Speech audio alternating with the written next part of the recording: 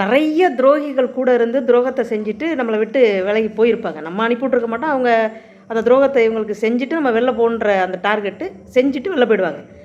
கடைசியாக ஒரு துரோகி என் கூடவே இருந்துச்சு.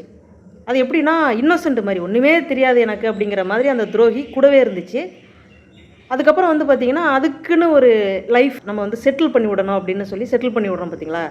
அதுக்கப்புறம் அந்த துரோகி என்ன பண்ணிருச்சு, அதோட துரோக செயலை வந்து தெரியும் நமக்கு. என்னைக்கு இருந்தாலும் அதோட இயல்புங்கிறது துரோகம் பண்ணுறது. அது துரோகம் பண்ணிட்டு போயிடுங்கிறது தெரியும். இருந்தாலும் போகும்பொழுது நல்லா இருந்துருப்போம் அப்படிங்கிற அந்த மனநிலைமையோடவே நம்ம வந்து இருப்போம். திடீர்னு போயிடுச்சுங்க அந்த துரோகி. அது யாருன்னு என்னை சுற்றி இருக்கிறவங்களுக்கு தெரியும்.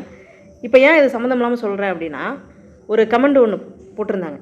காங்கிரஸ் வந்து டிஎம்கேவோட அலையன்ஸில் நின்று தானே ஜெயித்தாங்க, இப்போது டிவிகேக்கு டக்குன்னு ஜம்ப் ஆகிட்டாங்க அப்படின்னா, அவங்கள பற்றி தான் தெரியுமே, அவங்க முன்கூட்டியே இதை செஞ்சுருக்காங்க அப்படிங்கையில் அவங்கள்ட்ட ஜாக்கிரதையாக இருக்க வேண்டியது நம்ம தானே. என்னைக்கு இருந்தாலும் அதை அவங்க செய்வாங்க அப்படின்றது தெரிஞ்சு தானே கூடவே வச்சுருந்தோம்.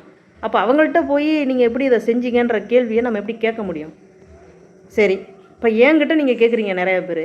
இந்த கேள்வியை ஒரு காணொலியாக பதிவு பண்ணுங்கள், போடுங்க. உங்கள்கிட்டையும் ஃபோன் இருக்கும், உங்கள்கிட்டையும் இன்ஸ்டாகிராமு, யூடியூபு, ஃபேஸ்புக் எல்லாம் இருக்குல்ல, போடுங்க, பதிவு பண்ணுங்கள். அது யார் பார்க்கணுமோ அவங்க பார்த்தாங்கன்னா யோசிப்பாங்கள்ல.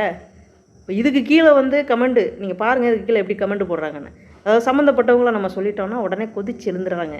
துரோகம் பண்ணது தப்பு தானே, நம்ம துரோகி தானே, இந்த துரோகத்தை நம்ம பண்ணிடக்கூடாது அப்படின்னு அவங்க உணர்ந்தாதான் அடுத்ததாக ஒரு துரோகம் அப்படிங்கிற அந்த ஒரு விஷயம் வந்து எங்கேயுமே நடக்காது.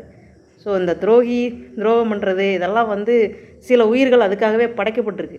அந்த உயிர்களுக்கு தெரியும் நம்ம இவங்களுக்கு துரோகம் பண்ணிவிட்டு வெளில வந்தோம்னா நல்லா இருக்க முடியாது அப்படின்னு. இருந்தாலும் அதை பண்ணிவிட்டு அவங்க வெளில போகிறாங்க அப்படின்னா